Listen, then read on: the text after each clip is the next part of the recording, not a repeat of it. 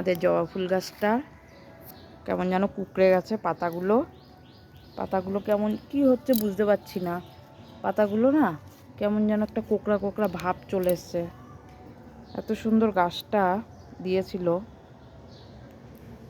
আর একটা হলো কুড়ি এসছে, গাছটায় সুন্দর কুড়ি এসছে।